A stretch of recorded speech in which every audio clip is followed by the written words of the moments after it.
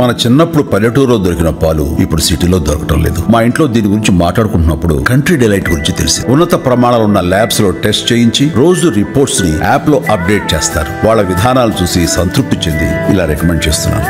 ఇప్పుడే country delight app ని download చేసుకోండి. Download the country delight app now.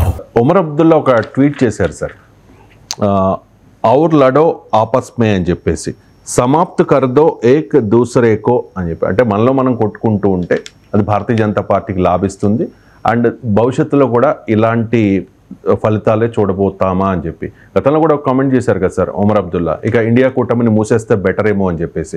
ఇక్కడ ఇండియా కూటమిలో ఉన్న రెండు పార్టీల మధ్య ఢిల్లీలో జరిగిన ఆప్ అండ్ కాంగ్రెస్ ఒకరి మీద ఒకరు అగ్రెసివ్గానే ఆరోపణలు చేసుకున్నారు, రాహుల్ కేజ్రీవాల్ మీద, కేజ్రీవాల్ రాహుల్ మీద. ఇది భారతీయ జనతా పార్టీకి కలిసి వచ్చిందా అంటే ఇప్పుడు ఇండియా కూటమి అనేది ఏర్పడింది ఆ ఢిల్లీ అసెంబ్లీ ఎన్నికలకు కాదు, లోక్సభ ఎన్నికలకే. లోక్సభ ఎన్నికలకు పడింది. ఇప్పుడు ఉదాహరణ కేరళ ఉంది, ఇండియా కూటమిలో భాగమైన కాంగ్రెస్ కమ్యూనిస్టు కొట్టాడుకుంటే బీజేపీ అధికారంలోకి వచ్చిందా? ఇది సింపుల్, మా కళ్ళ ముందు కనబడుతుంది. ఈ కహానీలు ఎందుకు? ఉమర్ అబ్దుల్లా బీజేపీ వైపు వెళ్ళాలనుకుంటున్నాడు, అందువల్ల ఆయనకు ఛాన్స్ దొరికినప్పుడల్లా దీన్ని తిడుతూ ఉంటాడు. నేను సింపుల్ క్వశ్చన్ అడుగుతున్నా, ఢిల్లీలో కాంగ్రెస్ ఆప్ కొట్టుకుంటే బీజేపీ గెలిస్తే కేరళలో కాంగ్రెస్ కమ్యూనిస్టులు కొట్టుకుంటే బీజేపీ ఎందుకు గెలుస్తలేదండి? అదే రాష్ట్రానికి పరిస్థితులు మారిపోతాయి, అన్నీ ఒకే రకంగా ఉండవు. క్లాసిక్ ఎగ్జాంపుల్ కదా ఇక్కడ ఉదాహరణ మీకు ఢిల్లీకి కేరళకు. అందువల్ల ఎప్పుడు కూడా ఇండియా కూటమి పక్షాలు కొట్టుకుంటే ఖచ్చితంగా ఎందుకు మరి పంజాబ్లో కాంగ్రెస్ ఆప్లు కొట్టుకున్నాయి, బీజేపీ గెలిచిందా? ఆప్ గెలిచింది కదా. ఇప్పుడు పక్కనున్న పంజాబ్లో కాంగ్రెస్ ఆప్ కొట్టుకుంటే ఆప్ గెలిచినప్పుడు ఢిల్లీలో కాంగ్రెస్ ఆప్ కొట్టుకుంటే బీజేపీ ఎందుకు గెలవాలి? ఆపే గెలవచ్చు కదా. మీరు కేరళలో కాంగ్రెస్ కమ్యూనిస్టులు కొట్లాడుకుంటే కమ్యూనిస్టులు గెలిచారు, లేదంటే కాంగ్రెస్ గెలిచింది, బీజేపీ గెలవలేదు కదా. మీరు ఇప్పుడు పంజాబ్ను కేరళను నేను కంపేర్ చెప్పిన, మరి ఇప్పుడు ఉమర్ అబ్దుల్లా ఎక్కడ కరెక్ట్ చెప్పండి నాకు? చదువుతోనే సమాజంలో మార్పు సాధ్యమని నమ్మిన వ్యక్తి, మారుమూల గ్రామంలో పుట్టి వేలాది మందిని మేధావులుగా తీర్చిదిద్దిన విద్యావేత్త, మనలో ఒకడు మల్క కుమరయ్యకు టీచర్స్ ఎమ్మెల్సీ ఎన్నికల్లో మొదటి ప్రాధాన్యతగా ఓటేద్దాం, గెలిపిద్దాం. కాంగ్రెస్ కారణము ఈ ఓటమి, ఈ ఫలితాలు కాంగ్రెస్ ఆప్ కలిసి ఉంటే వచ్చేవి అనేది ఒక ఆర్గ్యుమెంట్ ఇప్పుడు ఇందులో, అంతే కదా. మరి కాంగ్రెస్ ఆప్ కలిసి పోటీ చేశాయి కదా పార్లమెంట్ ఎన్నికలకు, మరి ఏడుకేడు బీజేపీ ఎందుకు గెలిచింది చెప్పండి మరి? అంటే ఇప్పుడు ఇదే లాజిక్ కరెక్ట్ అయితే ఆప్ కాంగ్రెస్ కలిసి పోటీ చేస్తే గెలుస్తాయి, విడిగా పోటీ చేయడం వల్లనే ఓడిపోయారు అనే లాజికే కరెక్ట్ అయితే లోక్సభ ఎన్నికల్లో కలిసే పోటీ చేశాయి కదా. కాంగ్రెస్ 5 సీట్లు, ఆప్ 2 సీట్లు పోటీ చేశాయి కదా.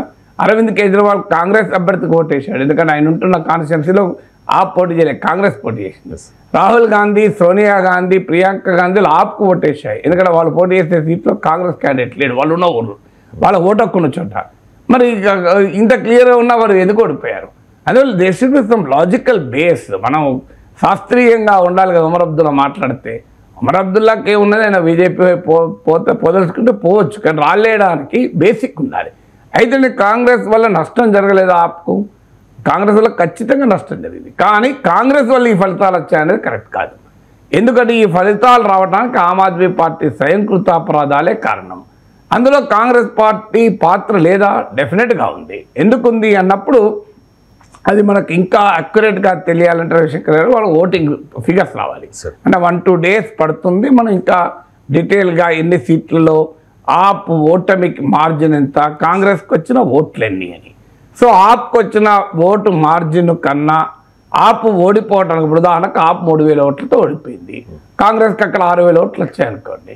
కాంగ్రెస్ ఆప్ గెలిస్తే గ్యారంటీగా బీజేపీని ఓడించే అవకాశం ఉండేది. కాంగ్రెస్కి ఒక 3000 ఓట్లు వచ్చాయనుకోండి, అప్పుడు కాంగ్రెస్ కలిసి ఆప్ పోటీ చేసినా గెలవరు, ఎందుకంటే కాంగ్రెస్కు వచ్చే ప్రతి ఓటు ఆప్కు ట్రాన్స్ఫర్ కావాలని లేదు. ఒక 60%, 50%, 70%, 80% ట్రాన్స్ఫర్ అవుతుంది. కానీ ఇప్పుడు మీకు ఒక 2000తో ఆప్ ఓడిపోయింది, 10,000 కాంగ్రెస్కి వచ్చాయనుకోండి, గ్యారంటీగా 2 పార్టీలు కలిస్తే గెలిచేది.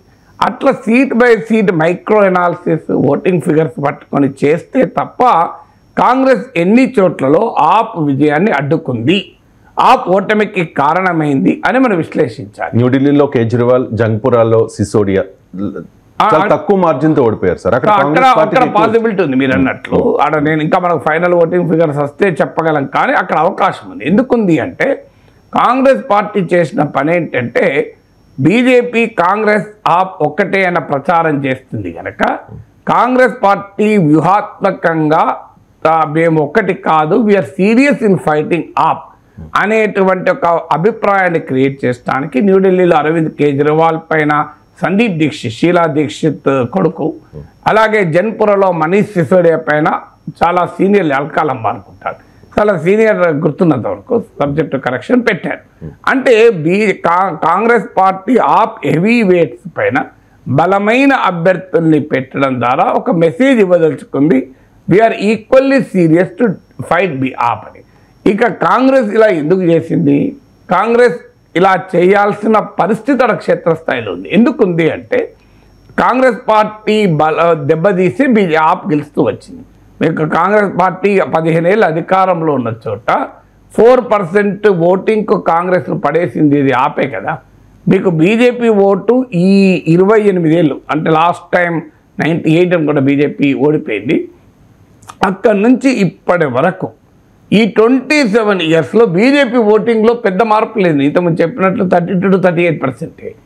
ఏ ఓట్ను ఆప్ లాగింది?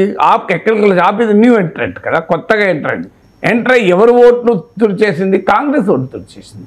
అంటే ఒక్క ఢిల్లీలోనే కాదు, మీరు పంజాబ్లో చూడండి కాంగ్రెస్లో నుంచి ఆప్ అధికారంలోకి వచ్చింది, గుజరాత్లో చూడండి, మీరు గోవాలో చూడండి, ఆప్ పెరిగిన చోటల్లా కాంగ్రెస్ నష్టం చేసి ఆప్ పెరిగింది.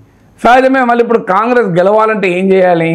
బీజేపీ ఓటర్ కాంగ్రెస్కే రాడు, బీజేపీ ఓటర్ కాంగ్రెస్కి రాడు, తన ఓటు తన గతంలో ఓటు వేసిన ఓటర్ లాక్కోవాలి.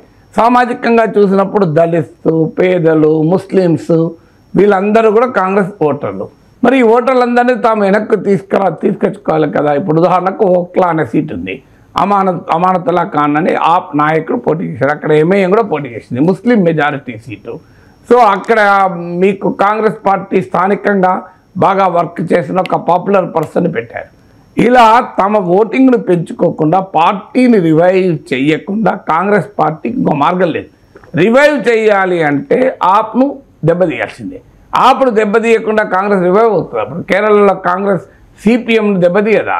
సిపిఎం కాంగ్రెస్ను దెబ్బతీయదా? అందుకే జాతీయ రాజకీయాల్లో మిత్రపక్షాలైన కమ్యూనిస్టులు కాంగ్రెస్ కేరళలో మామూలు కొట్టుకున్నారు. రాహుల్ గాంధీకి వ్యతిరేకంగా సిపిఐ అఖిల భారత కార్యదర్శి సతీమణి మహిళా ఉద్యమ నాయకురాలను ఎందుకు పెట్టారు? అంత సీరియస్ క్యాండిడేట్.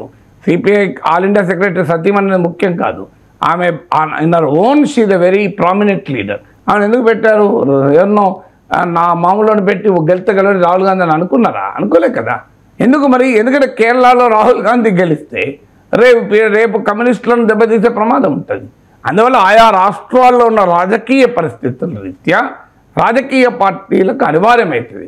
మీకు ఎందుకంటే రెండు వేరు పార్టీలు, కాంగ్రెస్ ఆప్ పార్టీ ఒకే పార్టీ కాదు, ఒకే కూటమిలో ఉండడం వేరు, ఒకే పార్టీగా ఉండడం వేరు. ఇండియా కూటమిలో ఉన్న పార్టీల మధ్యనే కాంపిటీషన్ ఉన్నప్పుడు సహజంగానే ఒక పార్టీ మరో పార్టీని అటాక్ చేసుకోవాల్సిందే కదా, ఇంకో మార్గమే లేదు కదా.